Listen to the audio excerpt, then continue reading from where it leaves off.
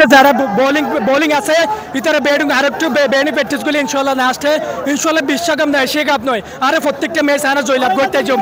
প্রথম দেখলাম যে বাংলাদেশ টসে জিতে বোলিং নিছে, মনটা খারাপ হয়ে গেছিল। যাই হোক 170 রান শ্রীলঙ্কা করছে, মনে করছিলাম 150-এর ভিতরে আটকা রাখবে, 170 রান একটু ভয় পেয়েছিলাম। আমরা আশাবাদী সামনে দুইটা ম্যাচ আরো ভালো খেলবো। আমরা অনেক দূর থেকে আসছি রাসেল টিমার থেকে দুবাই খেলা দেখার জন্য, কিন্তু আমরা মিস করছি সাকিবুল হাসানকে। সাকিবুল হাসান থাকলে আরো ভালো হতো। বাংলাদেশের লাস্ট বল ছক্কা মারি খেলা জিতন ই ফরিকে ই ফেলা দিতে পড়াকে ই ফেলা দিয়ে পড়াকে এখন হার্ট অ্যাটাক নসাই বিনা হার্ট অ্যাটাকে ম্যাচ জিতন সাইদি বুঝছো না কি ভাই এটা টিয়া খরচ করি একদিন বাংলাদেশের 30,000 টাকা খরচ করি আজি আড়াই জন আসি আড়াই জন খরচে বাংলা 30,000 টাকা খরচ হই ইতার হার্ট অ্যাটাক হলে নয় খেলা জিততাম আসি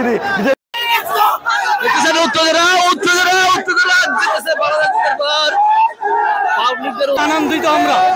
আশা করি বাংলাদেশ এশিয়া কাপে আরো ভালো খেলবে, আশা করি আরো ভালো খেলবে, আরো ভালো পারফরমেন্স করবে। সবাইকে ধন্যবাদ এবং বাংলাদেশ টিমকে বহুত বহুত ধন্যবাদ। Also give good fight and finally anyway the one is win, one is lose. That is the game.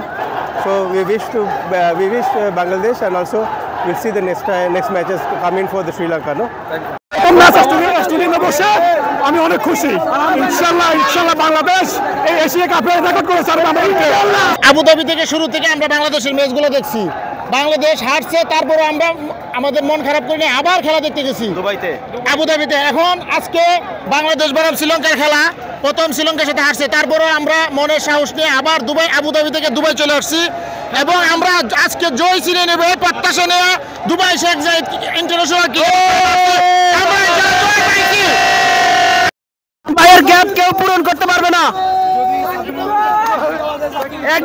বন্ধু মানুষ আবুধাবি তো না আসি আয় না আলহামদুলিল্লাহ ওই খেলা চাল আসি তো